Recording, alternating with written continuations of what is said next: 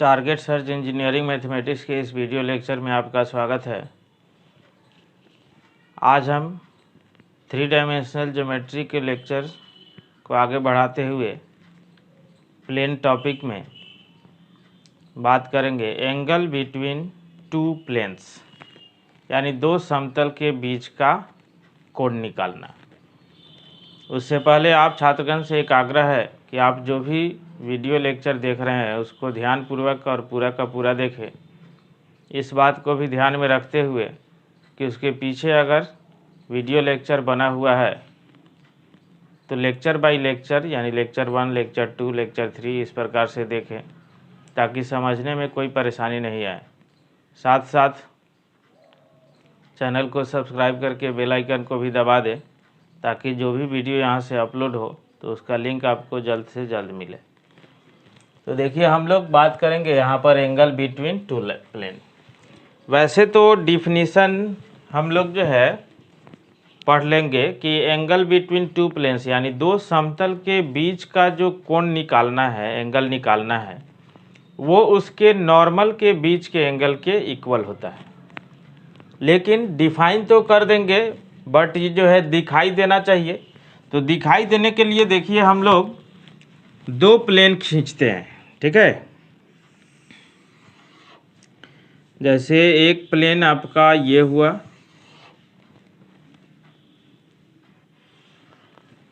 एक प्लेन ये हुआ और दूसरा प्लेन ये हुआ, ठीक है। तो ये पाई 1 प्लेन हुआ, पाई 1, जिसका इक्वेशन हो गया vector r dot n1 equal to d1, ठीक है। और दूसरा जो है पाई 2 प्लेन हुआ जिसका इक्वेशन हुआ आपको vector r dot n2 equal to जो है d2, ठीक है। d2 डिस्टेंस है, d2 यहाँ पर डिस्टेंस है, ठीक है। अब यहाँ पर इसके बीच का एंगल निकालने का मतलब देखिए, यही एंगल आपको निकालना है। यही एंगल इसके बीच का एंगल है, ठीक है। तो ये थीटा है, तो इसका मतलब है ये जो है कितना होगा 180 माइनस थीटा। उसी प्रकार से यहाँ भी आएगा, ठीक है। तो देखिए अब इस पर हम लोग नॉर्मल खींचते हैं। जैसे एक नॉर्मल इस पर है इस प्रकार से तो 90 बनेगा, यानी मान लीजिए कि n1 है, ठीक है।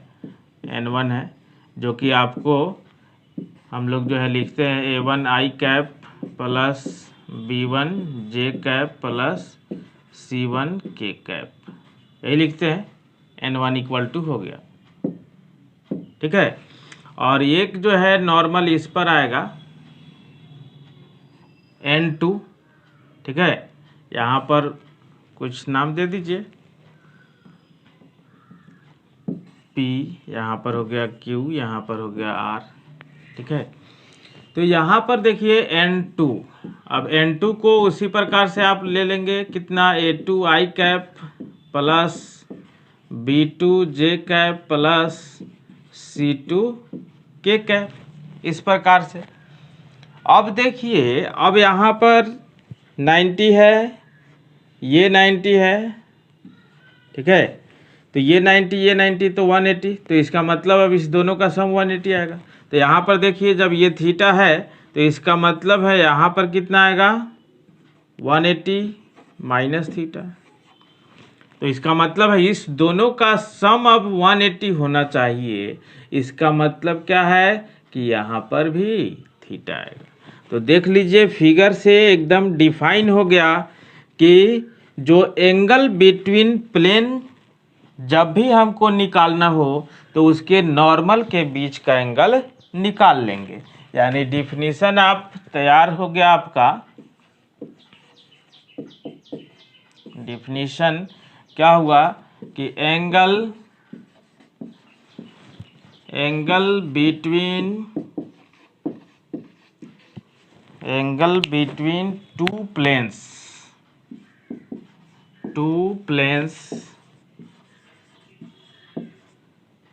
is equal to equal to the angle between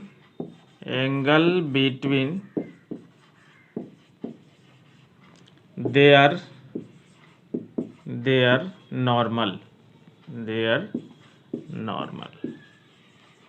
यानी दो समतल के बीच का एंगल जो है, कोण जो है, उसके अभिलंब के कोण के बीच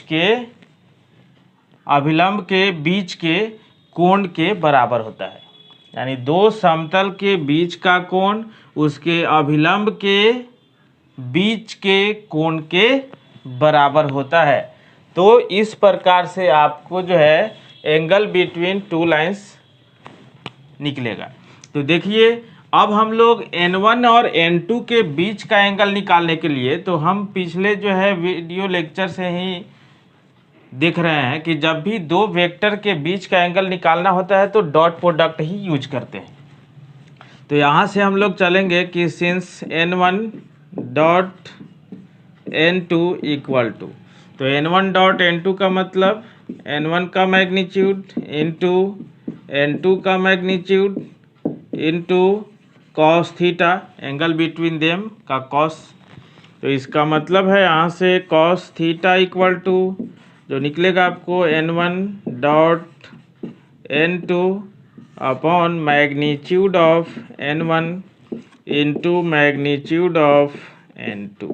ठीक है, यानी आप जो है लिख सकते हैं theta equal to cos inverse N1 dot N2 upon N1 का मैग्नीट्यूड इंटू N2 का मैग्नीट्यूड। अब इसको अगर यहाँ पर N1 और N2 भी पुट कर दें तो आपको कार्टेशियन फॉर्म में भी निकालने में कोई परेशानी ना हो। तो यहाँ पर देखिए N1 डॉट N2 जब निकालिएगा, डॉट प्रोडक्ट आई वाला के साथ मल्टीप्लाई होता है जे वाला के साथ, तो A1 A2 plus B1 B2 plus C1 C2 upon root under N1 का मैग्नीट्यूड यानी A1 square plus B1 square plus C1 square into root under A2 square plus B2 square plus C2 square. ठीक है, ये हुआ आपको angle between two planes के equal. अब एक जो है थीटा जब निकलेगा तो दूसरा एंगल भी आप निकाल सकते हैं पाई माइनस थीटा करके। ठीक है, अब देखिए एक एग्जांपल देखते हैं इस पर। ये देखिए एक एग्जांपल कि find the angle between the two planes इतना एंड इतना यूजिंग वेक्टर मेथड। अब मेथड कोई भी कहे उससे तो ज़्यादा फर्क नहीं पड़ता है, बट देखिए जब कह रहा है कि वेक्टर मेथड से ही निकालना है तो वेक्टर मेथड से ही हम लोग चलेंगे। तो गिवन जो इक्वेशन है आपको क्या है, 2x plus y minus 2z equal to 5 और दूसरा वेक्टर दूसरा line 3x minus 6y minus 2z equal to 7। अब ध्यान रहे कि यहाँ जो हम लोग जैसे इक्वेशन जो लिखते हैं, इक्वेशन ऑफ प्लेन जो vector r dot n equal to D, यहाँ पर r के जहाँ पर जैसे हम लोग पुट करते हैं xi प्लस वाई जे प्लस जेड के, और नॉर्मल वेक्टर के जहाँ पर जैसे हम लोग पुट करते हैं a1 i cap plus b1 j cap plus c1 k cap, चाहे a b c भी पुट यहाँ कर सकते हैं। तो जो भी पुट कीजिए यहाँ पर देखिए इक्वल टू जो है डी। तो यहाँ पर जो आएगा आपको cartesian equation a1x plus b1y plus c1z equal to कितना डी। तो ध्यान रहे कि जब भी कार्टेशियन इक्वेशन दिया हो तो यहाँ पर x y z का जो कोफिशिएंट होगा वो क्या होगा, नॉर्मल वेक्टर का डायरेक्शन रेशियो होता है। आई रिपीट कि क्या है कि एक्स वाई जेड का कोफिशिएंट क्या है, तो आपको नॉर्मल वेक्टर का डायरेक्शन रेशियो है। तो यहाँ पर आपको जो है हेंस वन इक्वेशन से जब जो है हम लोग नॉर्मल वन निकालेंगे तो आपको हो जाएगा 2i कैप प्लस 1 इंटू जे कैप माइनस 2 इंटू के कैप एंड n2 क्या होगा तो 3i कैप दूसरे इक्वेशन से माइनस 6j कैप और माइनस 2k कैप। ठीक है, अब जो है हमको वेक्टर मेथड से निकालना है तो since cos theta equal to जो अभी पढ़े हैं हम लोग, ठीक है, कितना तो n1 dot n2 upon magnitude of n1 into magnitude of n2। ठीक है, तो यहाँ पर जो थीटा ने हम लोग निकाले थे कि cos इनवर्स, अब n1 डॉट n2 निकालिए यहीं पर, तो यहाँ पर 6, यहाँ पर हो गया -6 और यहाँ पर हो गया 4 अपॉन रूट अंडर पहले का तो 2 का स्क्वायर 4 प्लस 1 माइनस 2 का होल स्क्वायर भी प्लस 4 इंटू रूट अंडर यहाँ पर 3 का होल स्क्वायर 9 प्लस -6 का होल स्क्वायर तो प्लस 36 और प्लस -2 का होल स्क्वायर तो 4। ठीक है, तो यहाँ पर जो आया आपको ये 6 और 6 तो कैंसिल हुआ तो theta equal to cos inverse कितना तो 4 बाई यहाँ पर देखिए 9 का स्क्वायर रूट 3 और यहाँ पर 7। ठीक है, तो यहाँ से जो आया आपको कितना आया तो theta equal to cos inverse 4 by 21। ठीक है, देख लीजिए एक बार ठीक से कि 2i यहाँ से प्लस 1j, ठीक है, तो 1j और -2k, फिर दूसरा से 3i minus 6j minus 2k हो गया और उसके बाद इसका यूज करके निकाल लिया। तो एक एंगल इतना आया तो एंड अनदर एंगल जो लिखिएगा अनदर एंगल, क्योंकि किसी भी जैसे लाइन के बीच का दो तरह का एंगल होता है उसी प्रकार से प्लेन के भी बीच का एंगल दो तरह का होगा। तो एक हो जाएगा पाई माइनस थीटा, थीटा के जहाँ पर आप यूज करेंगे तो कॉस इनवर्स 4/21। ठीक है, तो इस प्रकार से आपका ये काम हुआ।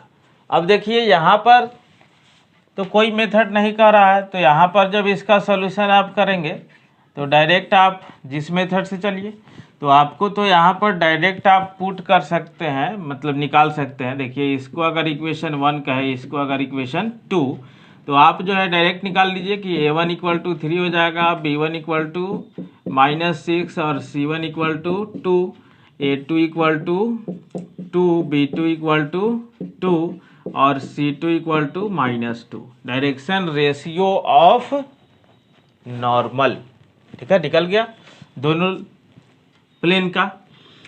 अब यहाँ से since theta equal to cos inverse जो हम लोग पढ़े हैं कि a1 a2 plus b1 b2 plus c1 c2 upon root under a1 square plus b1 square plus c1 square into root under a2 square plus b2 square plus c2 square. ठीक है, तो यहाँ से theta equal to cos inverse a1 a2 का मतलब देखिए multiply 3 to 6 -12 और minus यहाँ से हो गया 4 अपॉन, तो यहाँ पर जब जो है आप चलेंगे यहाँ पर थोड़ा सा ध्यान रखें कि मॉड लगा ही दीजिए, बाद में अपना जो है काम कर लेंगे दूसरा।